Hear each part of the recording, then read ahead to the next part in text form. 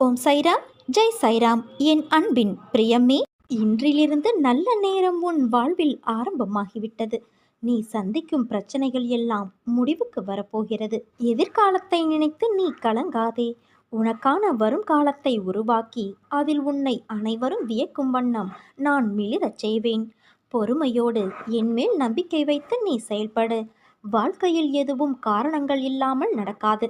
எல்லாவற்றிற்கும் பின்னால் ஒரு காரணம் நிச்சயம் இருக்கும். அது ஒரு வழிகாட்டியாய் உன்னை அழைத்துச் செல்லும். நீ பயணிக்கும் இந்த வாழ்க்கையில் சிலர் குறிக்கோளோடு இருப்பார்கள், சிலர் குறிக்கோள் இல்லாமல் இருப்பார்கள். குறிக்கோள் என்பது ஒன்றின் மேல் மட்டும் இருக்கக்கூடிய அம்பு. அந்த அம்புகள் நிறைய இருக்கலாம், ஆனால் அதற்கான இடம் ஒன்றுதான். அந்த இடத்தின் மேல் மட்டும்தான் அது நிற்க முடியும். முதலில் குறிக்கோள் என்பது வாழ்க்கைக்கா அல்லது உன் வாழ்க்கையின் முன்னேற்றத்திற்காகவா? வாழ்க்கையின் அர்த்தத்தை தான் எல்லோரும் தேடுகிறார்கள். ஆனால் வாழ்வதற்கான அர்த்தங்களையும் நோக்கங்களையும் யாரும் தேடுவது இல்லை. அதை தேடியிருந்தால் வாழ்க்கையை வென்று இருக்கலாம். காரணம், அது வெற்றிக்காக கற்ற பாடமாய் இல்லாது உண்மையான வெற்றி என்பது யாது அந்த வெற்றியை உணர வைக்கும் பாடமாய் அமையும். எப்படி குறிக்கோள் இல்லாத அம்பு அதன் இலக்கை நோக்கி செல்வது இல்லையோ, அதே போல குறிக்கோளை நோக்கி இல்லாத வாழ்க்கையும் என்று சொல்வார்கள். அதே போல நிலையில்லாத இடத்திற்கு குறிக்கோள் எய்துவதும் ஒன்றுதான். அதனால் வாழ்க்கையை நோக்கி வாழ்வதற்கான அர்த்தத்தின் ஒரே இடமாய் கொண்ட குறிக்கோளாய் அதை பார். உன் பாதையின் அழகை சொல்ல வார்த்தைகளை தேடுவாய். உன் வாழ்க்கையில் நம்பிக்கை, நிதானம், பொறுமை, சகிப்புத்தன்மை, உண்மையான அறநெறியில் வாழுதல், புறம் பேசாமல் இருத்தல், இதை நீ கடைபிடித்தால் உன் பாதை சுகமான பயணமாய் அமையும். உனக்கு என் அருளும் ஆசியும் எப்போதும் உண்டு குழந்தையே. நீ ஜெயமாக வாழ்வாய். நீ என்னை அழைக்கும் தருவாயில் உன் சத்தம் உன் மனதிற்குள் இருந்து ஆரம்பிக்கும் முன்னரே உன் முன் நான் நிற்பேன். ஏனென்றால் என் இதயத்தில் உன்னை நான் சுமந்து கொண்டிருக்கிறேன். எதிர்காலம் இருண்டு விட்டது என்று எண்ணும்போது ஒன்றை நினைவில் கொள். இதுவரை உன்னை நடத்தியவன் இனிமேலும் நடத்துவான் என்று. அதற்கு உனக்கு தேவை நம்பிக்கையும் பொறுமையும் மட்டுமே.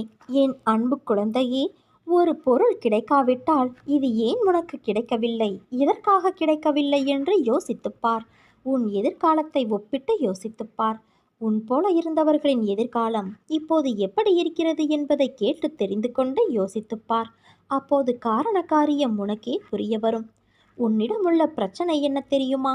உனக்கு தைரியம் கிடையாது, வைராக்கியம் கிடையாது.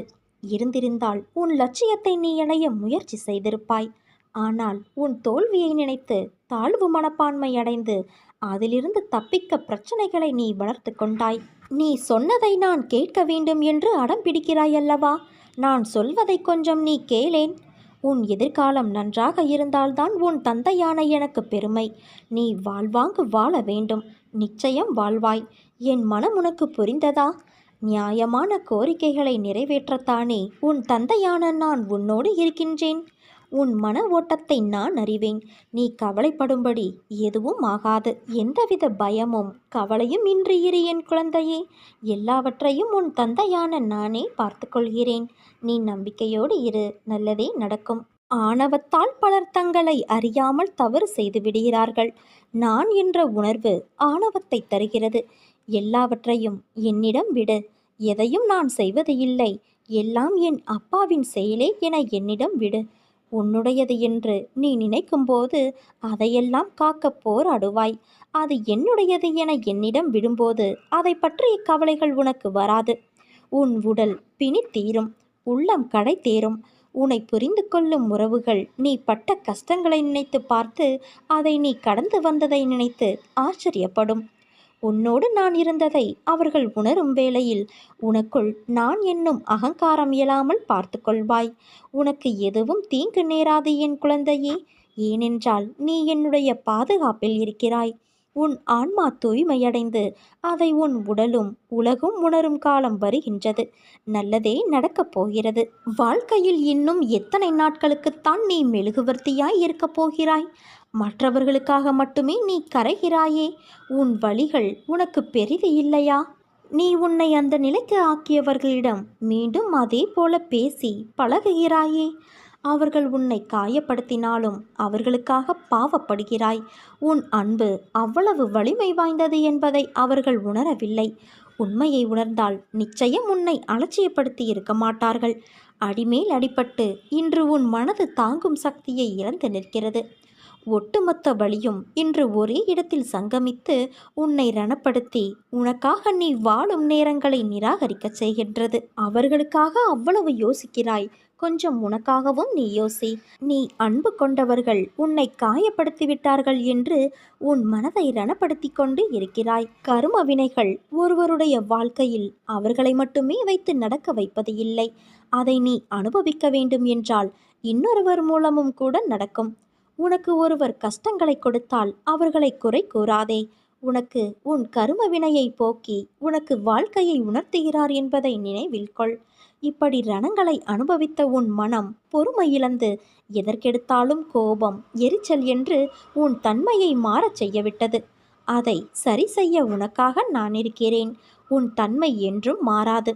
நீ நீயாக நிம்மதியான சூழ்நிலையில் உன்னை நான் வாழ வைப்பேன். என் குழந்தையின் வாக்கை காப்பாற்ற நான் அதை நிச்சயம் செய்வேன். ஒன்றை மட்டும் நினைவில் வைத்துக்கொள். வெளிச்சம் இருக்கும் இடத்தில் மெழுகுவர்த்தியை ஏற்றினால் அதற்கு அந்த இடத்தில் மதிப்பு இல்லை. வீணாக அது தன்னையே உருக்கிக் கொள்ளும். எவர் உன் துணை வேண்டும் என்று உன்னிடம் உன்னை அன்போடு நோக்கி வருகிறார்களோ அவர்களுக்கு மட்டும் நீ மெழுகுவர்த்தியாய் இரு. மெழுகுவர்த்தியின் மதிப்பு இருட்டில்தான் தெரியும். அதே போலத்தான் துன்பம் என்ற இருள் எவருக்கு உள்ளதோ அவர்களுக்கு அந்த நேரத்தில்தான் உன் மதிப்பு தெரியும். நிச்சயம் உன் அன்பை அலட்சியம் செய்தவர்களுக்கு உன்னை யாரென்று நான் புரிய வைப்பேன். அதற்காக நீயும் அவர்களை அலட்சியப்படுத்திடாதே. அமைதியாகவும் பொறுமையோடும் சகித்து கொண்டு இரு. அதற்கான கூலியை நான் நிச்சயம் வழங்குவேன். இன்றிலிருந்து இந்த நொடி முதல் உனக்கு நல்ல நேரம் தொடங்கிவிட்டது. இதோ உன்னை தேடி உன் தந்தையான நான் உன் வீட்டிற்கே வந்துவிட்டேன். என்னுடைய மனதை போட்டு குழப்பும் பிரச்சனை விரைவில் சரியாகிவிடும் என்று மட்டும் ஆழமாக மனதில் சொல்லிவிட்டு வேலையை பார். விரைவில் அதிசயம் நடக்கும்.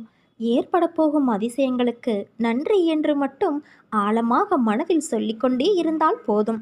அது எப்படி சரியாகும்? வழிகளை பற்றியெல்லாம் நீ ஆராயக்கூடாது. நமக்கு ஒரு சில வழிகள்தான் தெரியும். ஆனால் பிரபஞ்சத்திற்கு 1000 வழிகள் இருக்கும். அது எப்படியும் சரி செய்துவிடும். நம் வார்த்தைகள், எண்ணங்கள் பிரபஞ்சத்திற்கு கட்டளைகளாக அனுப்பப்பட்டு எல்லாவற்றையும் விரைவில் சரி செய்துவிடும். நம்மை சுற்றி எதிராக நடப்பதை பற்றி கவலைப்பட வேண்டாம். நமக்கு எதிராக எத்தனை பேர் செயல்படுகிறார்கள் என்பதை பற்றி பொருட்படுத்த வேண்டாம். பயம், குழப்பங்கள் வரும்போது பதட்டமில்லாமல் ஆழ்ந்த அமைதியாக இருக்க கற்றுக்கொள். நான் நம்பிக்கையாக இருக்கிறேன். விரைவில் அதிசயம் நடக்கும். ஏற்பட போகும் எல்லா அதிசயங்களுக்கும் நன்றி, பிரபஞ்சத்திற்கும் நன்றி என்று மட்டும் ஆழமாக மனதில் சொல்லிக்கொண்டே இரு. நிறுத்தாமல் சொல்லிக்கொண்டே இரு. நம் வார்த்தைகள், சந்தோஷமான நம்பிக்கையான உணர்வுகள், எண்ணங்கள் போதும். எல்லாவற்றையும் சரி செய்துவிடலாம். நமது நேர்மறையான சக்தி இந்த பிரபஞ்சத்தை காட்டிலும் சக்தி வாய்ந்தது என்பதை மட்டும் உணர்ந்து கொள். விதைத்தவன் தூங்கி விடுவான், ஆனால் விதை தூங்காது. எண்ணியவன் தூங்கி விடுவான், ஆனால் எண்ணம் தூங்காது. உன்னுடைய மனதில் குதர்க்கமான எண்ணங்கள் எழுந்தால் அதை விட்டுவிடு. அதை பெரிதாக எடுக்காதே. மனமும் புத்தியும் நமக்கு பாதி நண்பன், பாதி எதிரி. அதனால் அவற்றை என் பாதத்தில் வைத்துவிடு. அனைத்தையும் நான் பார்த்து கொள்கிறேன். குறை எல்லோரிடமும் உண்டு. அதை திருத்த முயற்சி செய்ய வேண்டும். இப்படி குறையோடு இருக்கிறோமே என்று வருந்தக்கூடாது. அன்பு குழந்தையே, யாரையும் வெறுக்காதவன், அனைவரிடமும் நட்பு பூண்டவன், எல்லாவற்றிடமும் கருணையுடையவன், அகங்காரம் விட்டவன், இன்பத்தையும் துன்பத்தையும் சமமாக கருதுபவன், பொறுமையுடையவன், எப்போதும் திருப்தியுற்றவன், எப்போதும் யோகத்தில் நிலை பெற்று செயல் புரிபவன், தன்னை கட்டுப்படுத்தியவன், திட சங்கல்பமுடையவன், மனதையும் புத்தியையும் என்னிடம் அர்ப்பணம் செய்தவன், யார் பிறரை துன்புறுத்துவது இல்லையோ, யாரை பிறரால் துன்புறுத்த முடியாதோ, யார் மகிழ்ச்சி, கோபம், பயம், மனக்கிளர்ச்சி இவற்றிலிருந்து விடுபட்டவனோ இத்தகையவனே எனக்கு பிரியமானவன். எதையும் சார்ந்திருக்காதவன் தூயவன், சுறுசுறுப்பு உடையவன். துன்பமோ இன்பமோ எது வந்தாலும் பொருட்படுத்தாதவன், எப்போதும் துயரப்படாதவன், தனக்கான எல்லா முயற்சிகளையும் விட்டவன், புகழ்ச்சி இகழ்ச்சியை சமமாக கொள்பவன், அமைதியாக இருப்பவன், ஆழ்ந்த சிந்தனையுடையவன், சிறிதே கிடைத்தாலும் அதில் திருப்தி கொள்பவன், உலகே தன் வீடாக இருப்பதால் தனக்கென்ற வீடு இல்லாதவன், தன் கொள்கையில் உறுதி படைத்தவன், இத்தகையவனே என் பக்தனாவான். என்னையே நம்பியிருக்கும் என் பக்தர்களான உங்களை நிச்சயம் உன் தந்தையான நான் கரை சேர்ப்பேன். நம் வாழ்க்கையில் சந்தோஷமான தருணங்கள் ஏற்படும் பொழுது அந்த கடவுளை நினைக்கிறோமோ இல்லையோ, கஷ்டம் என்று வந்துவிட்டால் முதலில் நம் வாயில் இருந்து வரும் வார்த்தை, அந்த கடவுளுக்கு கண்ணில்லையா, எனக்கு ஏன் இவ்வளவு பெரிய கஷ்டம் என்று அந்த கடவுளை திட்டுவோரின் எண்ணிக்கை தான் அதிகம். ஆனால் அந்த கடவுளால் கொடுக்கப்படும் கஷ்டமானது நமக்கு ஏதோ ஒரு வகையில் நன்மையை தரும் என்பது நம்மில் சிலருக்கு புரிவது இல்லை. அதை நமக்கு புரிய வைக்க சாயப்பா தன் பக்தனுக்கு ஒரு கதையை கூறி புரிய வைத்தார். அது என்ன கதை என்பதை பார்ப்போம். ஒரு கிராமத்தில் வசித்து வந்த ஒரு பெரிய வசதி படைத்த ஜமீன்தாரர் மிகவும் நல்ல குணம் கொண்டவர். இவர் பல கோவில்களை சீரமைப்பதற்கு தன்னிடம் உள்ள செல்வத்தை கொடுத்திருக்கின்றார். சமூக சேவையிலும் அதிக ஆர்வம் கொண்டவர். அந்த ஜமீன்தாருக்கு ஒரு நாள் எதிர்பாராத வகையில் ஒரு பெரிய கஷ்டம் வந்துவிட்டது. அவரிடம் உள்ள சொத்துக்கள் எல்லாம் பறிபோகும் அளவிற்கு அந்த கஷ்டமானது அவரை வாட்டி வதைத்தது. தன் கஷ்டங்களை கூறுவதற்காக சாய்நாதரை சந்திக்க சென்றார். நான் மற்றவர்களுக்கு நல்லதைத்தான் நினைக்கின்றேன். அந்த ஆண்டவன் எதற்காக எனக்கு இவ்வளவு பெரிய கஷ்டத்தை தர வேண்டும்? அந்த கடவுளை நான் இனி வணங்க மாட்டேன் என்று கோபத்துடன் தன் ஆதங்கத்தை எல்லாம் சாய்நாதரிடம் கொட்டி தீர்த்தார். எல்லாம் அறிந்த அந்த சாய்நாதருக்கு நன்றாக தெரியும், இந்த சமயத்தில் ஒரு மனிதனுக்கு என்ன அறிவுரை கூறினாலும் அவன் மூளையை போய் சேராது என்று. இதனால் ஒரு கதையை மட்டும் அந்த ஜமீன்தாருக்கு சாய்நாதர் கூறினார். நீண்ட நாட்களுக்கு முன்பு கிராமத்தில் ஒரு உப்பு வியாபாரி வாழ்ந்து வந்தான். அந்த ஊரில் உள்ளவர் எல்லாம் இந்த வியாபாரியிடம்தான் உப்பு வாங்குவார்கள். உப்பு வியாபாரம் செய்து தன் வாழ்க்கையை சிறப்பாக வாழ்ந்து கொண்டிருந்தார். இவன் ஒரு காமாட்சி அம்மன் பக்தர். தினமும் காமாட்சி அம்மனை வணங்கிவிட்டுத்தான் வியாபாரத்திற்கு செல்வார். இப்படி தினம்தோறும் இவனது வாழ்க்கை சுமூகமாகத்தான் சென்று கொண்டிருந்தது. அந்த காலத்தில் எல்லாம் உப்பு விற்க செல்பவர்கள் கழுதையின் மீது உப்பு மூட்டையை போட்டு எடுத்துக்கொண்டு வியாபாரம் செய்வார்கள். வழக்கம் போல உப்பு மூட்டைகளை கழுதையின் மீது ஏற்றிக்கொண்டு வியாபாரத்திற்கு சென்றார் உப்பு வியாபாரி. என்றைக்கும் இல்லாது அன்றைக்கு காலநிலையானது மிகவும் மோசமாக மாறி நன்றாக மழை பெய்துவிட்டது. என்ன ஆகும்? மூட்டையில் இருந்த உப்புக்கள் எல்லாம் கரைந்து போய்விட்டது. அந்த வியாபாரிக்கு பெருத்த நஷ்டம், கஷ்டம் வந்துவிட்டது. முதலில் அவன் திட்டியது அந்த காமாட்சி அம்மனைத்தான். தினம்தோறும் உன்னை நினைத்து பூஜை செய்த எனக்கு இப்படி ஒரு தண்டனையா? எனக்கு பெருத்த நஷ்டம். இனிமேல் நான் உன்னை வணங்க மாட்டேன் என்று அந்த அம்மனை திட்டிக்கொண்டே நடந்து வந்து கொண்டிருந்தார். அந்த சமயத்தில் வழியில் வந்த வழிப்பறி கொள்ளையர்கள் இவனை மிரட்டி கொள்ளையடிக்க முயன்றனர். ஆனால் அந்த வியாபாரிதான் இன்று வியாபாரம் செய்யவில்லையே, இவனிடம் எப்படி பணம் இருக்கும்? வந்தவர்கள் அவனை நன்றாக சோதனை செய்துவிட்டு பணம் இல்லை என்று சென்று விட்டார்கள். திருடர்கள் இவனை விட்டு சென்றபோது இந்த உப்பு வியாபாரியை பார்த்து, உனக்கு இன்று நல்ல நேரம் போலிருக்கு, உன்னிடம் பணம் ஏதும் இல்லை, அதனால் உன்னை விட்டு செல்கிறோம் என்று கூறிவிட்டு சென்றனர். அப்போதுதான் அந்த உப்பு வியாபாரி யோசித்தான், ஒருவேளை இன்று நாம் உப்பினை விற்றுவிட்டு பணத்தோடு வந்திருந்தால் பணத்தை காப்பாற்ற இந்த திருடர்களிடம் சண்டையிட வேண்டியதாக இருக்கும். இதனால் இன்றைக்கு என் உயிரை கூட நான் இறந்திருப்பேன். இன்றைக்கு என் உப்பு கரைந்தது கூட நல்லதுக்காக என்பதை நான் உணர்ந்து விட்டேன் என்று அந்த காமாட்சி அம்மனிடம் மனதார மன்னிப்பு கேட்டுக்கொண்டார். சாய்நாதர் கூறிய கதையை கேட்ட அந்த ஜமீன்தார் மௌனத்தோடு தனக்கு ஏற்பட்டிருக்கும் கஷ்டம் கூட ஏதாவது நன்மைக்காகத்தான் இருக்கும் என்று யோசித்து கொண்டே தன் வீட்டிற்கு புறப்பட்டார். சிறிது நாள் கழித்து சாய்நாதரை சந்திக்க அந்த ஜமீன்தார் திரும்பவும் வந்திருந்தார். சுவாமி, என்னுடைய சொத்துக்கள் எல்லாம் பறிபோகும் நிலைமையானது எனக்கு வந்தபோது சொத்துக்கள் எல்லாம் என்னுடையதுதான் என்பதற்கான ஆதாரங்கள் என் முன்னோர்கள் திருப்பணி செய்த ஒரு கோவிலின் குருக்களிடம் இருந்தது.